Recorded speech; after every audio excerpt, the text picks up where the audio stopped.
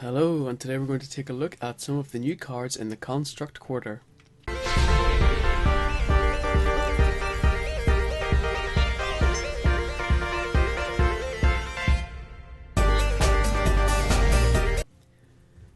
So the Construct Quarter of Naxxramas just released last night in Europe, and I had a few games with some of the new cards just to test them out.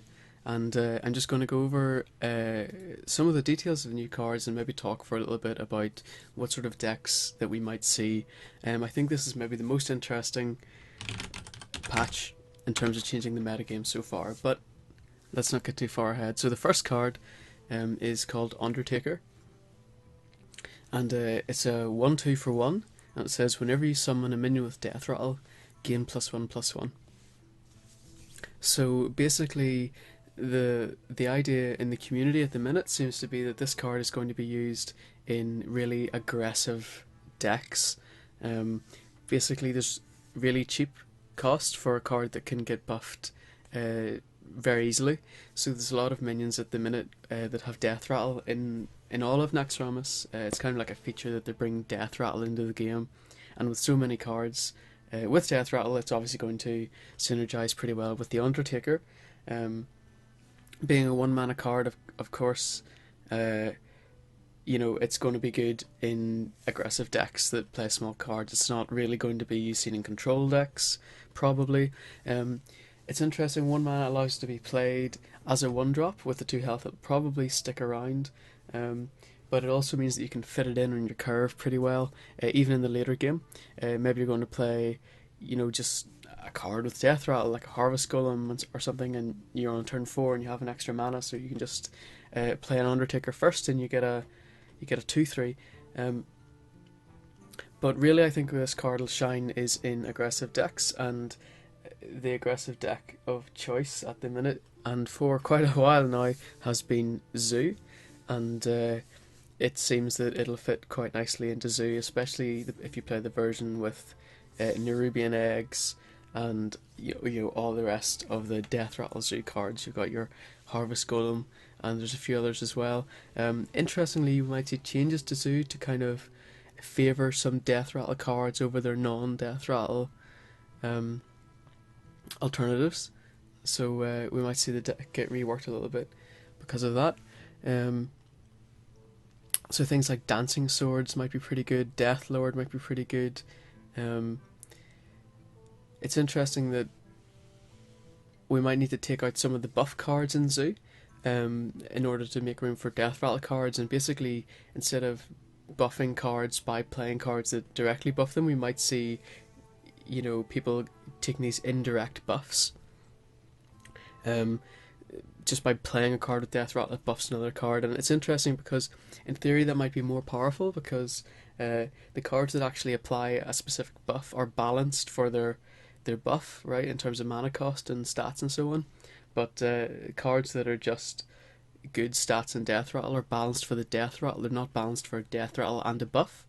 So if you're able to play a card with a Death Rattle and it also creates a buff on Undertaker, then you're gaining value every time you play that card. Now Undertaker's balanced for its buff, but at 1 mana it can't really get much cheaper. So this is probably going to be pretty interesting, and at the start of the meta we'll probably see people just taking Zoo and swapping out a couple of cards, but in the long run it's probably going to be a little bit better to actually think about rebuilding the deck a little bit.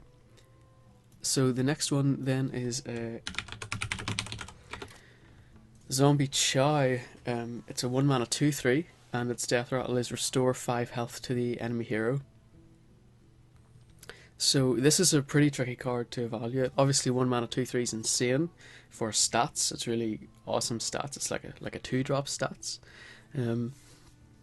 However, generally speaking, a 3/2 is better than a 2/3, and there's a question really about how this card will actually be used. Again, because it's a 1-drop, people are saying, oh, it'll be used in aggro decks, and that's probably true.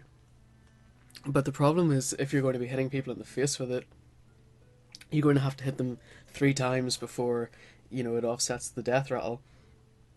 So with the low attack and with the higher health, it's obviously going to be a card that's going to be really good for receiving buffs from other cards in the likes of a zoo deck, and really fighting for board control rather than face damage. Although the 5 heal is actually pretty significant, um, for some matchups where you're trying to beat them down quickly. So it's really hard to know how good this will be. Um, People seem to think that this will be extremely strong in Zoo, and it probably will be. I played around with it a little bit last night, and I wasn't actually super impressed with the card. The 2 attack meant that it was pretty useless in a lot of scenarios until you got the buff down on it, at which point it started to become good. But then the restore 5 health. The restore 5 health was pretty big in all scenarios, especially if you play 2 of these guys in your deck, and you can offset like 2 or 3 turns worth of face damage just by healing them. So it's really hard to know if this card's actually going to see a lot of play. Certainly so far it hasn't been very good whenever I've been trying it out, but better players than me might be able to build a deck that it works quite well in. Now, obviously if you can silence this card, then it's really good. You get a 2/3 for 1 mana and no downside. And this is a mechanic that we'll come back to a little bit later on as we go through the cards. So the next one we want to take a look at is the Dark Cultist. This is a priest card. So Dark Cultist is a 3/4 for 3 with Death Rattle. Give a random friendly minion +3 health. And in the arena world of valuing cards based on stats and mana and so on, this is like a phenomenally good card. A 3/3 for 3 is decent. A 3/3 for 3 with this Death Rattle is good, and this being a 3/4 pushes it into one of the top tier value cards in the game. I would probably say it's a great card. Now, whether it'll actually synergize in Priest is a different question. Currently, one type of priest that seems to be popular is a control priest, the sort of priest played by a Maz, and it does put some pressure on the board, but an awful lot of the time it kind of sits back, gets a really big hand with a lot of answers and waits for your opponent to play threats and answers them really efficiently, and minion battling directly isn't really a huge part of the deck. It's more about spells and combos and so on, and minions are in the deck obviously, but it's not the focus. And a deck like this, with really strong stats and a Death Rattle that buffs other minions, is going to be good in a deck that fights for board control, and in a deck that probably keeps up tempo. So if you want to play this card on turn 3, having played a 1-drop and a 2-drop on turn 1 and turn 2, that's really good. So what we might see is a move to a more minion battling curve based priest class, and whether it will actually be better than some of these control priest decks that we have at the minute remains to be seen. I did try this out last night in like a really aggressive priest, and it was really good sometimes, and it didn't really get going some other times. It suffered a little bit from trying to out-zoo Zoo, and the card draw just wasn't there, but the deck can be rebuilt with additional card draw, so it's too early to say for sure. I think we're going to see a lot of really aggressive priest, but I think ultimately it might settle down to being more of a mid-range board control-y priest, and even if we do see priest being played as an aggressive deck, it'll probably be played like Zoo, where it's better to fight for board control than just go for face. Of course, priest hero power is really strong at maintaining a board. It's twice as strong as the mage hero power if you look at it in terms of stat change on the field. So in the minion fighting wars, priest has a really good time with that, and basically a lot of their cards are balanced for the late game. So if you can hit a good curve and then move into like a late game kind of slightly slower mid-range type deck, that would probably be one that we might be seeing soon, and Dark Cultist would have a place in it for sure. So one of the next cards then is Mad Scientist. It's a 2/2 for 2. So it's a little weaker than most 2-drops in terms of pure stats. We'd expect a 3/2 or a 2/3. And the death rattle here is put a secret from your deck into the battlefield. So it's hard to know again how good this card will be. If this is played in something like Mage, where all the secrets cost 3 mana, then this is going to be a phenomenally valuable card. You're getting 5 mana worth of influence onto the board, or maybe 4.5, maybe 4, based on these lower stats. Probably 4.5, for 2 mana. So it's super efficient. We're probably going to see a lot of Mage secret decks. There were some aggressive Mage decks that were viable before, that could be improved with this. There's a lot of synergy with some of the Mage cards to do with secrets. And of course, there are a lot of Mage secrets as well. And I did see that Show was playing a deck based around this last night, and it certainly looked really interesting. It didn't look bad, it looked pretty promising. And so this might well become a deck archetype that we see, sort of aggressive secret mage. Now, there are kind of two archetypes of mage, pre this patch. There's aggro mage, which is kind of decent, but no one really plays it competitively. And there was freeze mage, which kind of has fallen away a little bit, but is still very strong in a lot of matchups. This card is probably a bit risky to play in freeze mage because the timing of your secrets is really important. And if like a key secret like ice barrier gets put out early in the game, it's going to be pretty useless. But if it gets put out just in time to give you like a clutch extra turn to play ice block and Alexstrasza on, then that's obviously much better. So you don't want to accidentally waste your secrets. So whilst it might kind of be good in freeze mage, maybe it's probably too risky to play. Will it fit into aggro mage? It probably will, but if you're going to play this in aggro mage, then you probably want to add some secrets, at which point it probably becomes a new aggro secret mage deck. So I guess that's where we'll see this card. Obviously it could work in other classes as well, other classes that have secrets, but the trade-offs are pretty much the same. You're trading control over when you play your secrets, to get them for free. And mage is the class where it's arguable that sometimes the secrets they're certainly the most expensive, and sometimes they're the less bad to get wrong. For example, if you play an explosive trap as hunter whenever you really would have wanted to play a freezing trap, then you can just lose the game. Some of the mage secrets are generally good almost all of the time. So, and you can control the secrets a little bit in insofar as you can control when you play this card. And of course there's a lot of potential here for the duplicate, which is a new mage secret. You can play Mad Scientist and duplicate it, and so on and so forth, and you get many secrets. So basically this is going to go in aggro secret mage probably. So the next time then we want Stalag and Fuegan are two new legendaries.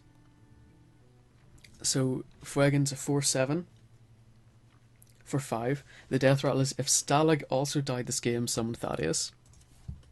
Stalag is a 7/4 for 5. With the death rattle, if Fuegan also died this game, summon Thaddeus. So before we look at Thaddeus, we'll just look at these cards. A 4/7 for 5 is pretty good. It's 11 stats for 5 mana, where you normally expect kind of 10 stats and a bit of something. In this case, the bit of something is summoning Thaddeus, but you also have an extra stat. Splitting 11 stats into 4/7 is pretty good. A 5/6 might be better. A 4/7's obviously more durable. It kind of competes a little bit with Spectral Knight, which is a 4/6 that can't be targeted by spells or by hero power. So it's questionable whether this is better than that card, and it possibly, in terms of stats, isn't. Stalag, on the other hand, is a 7/4 for 5, which is actually a much less good split of stats. 4 health for 5 mana is not good. And it's kind of more not good than 7 attack for 5 mana is good. So Fuegan might be playable. Stalag in a vacuum probably isn't playable. If Fuegan's playable, then it's not a huge stretch to maybe include Stalag and hope that you get some crazy synergy of these cards.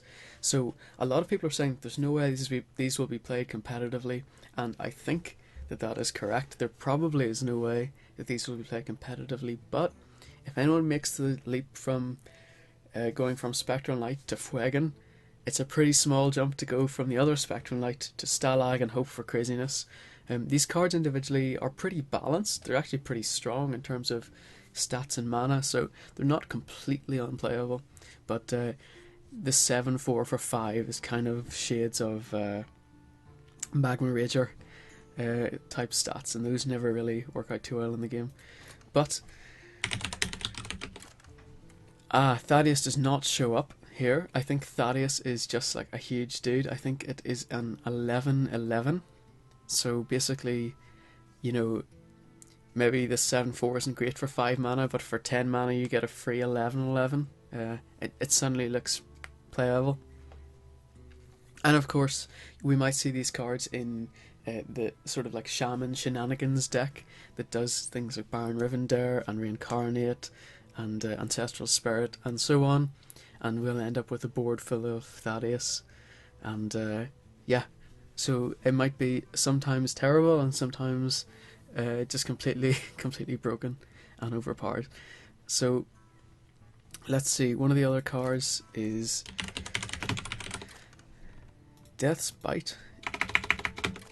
Maybe there's an apostrophe in it. It's a warrior card. Yep. So it is a weapon, a 4/2 weapon for 4, and the Death Rattle is deal 1 damage to all minions. This is really good.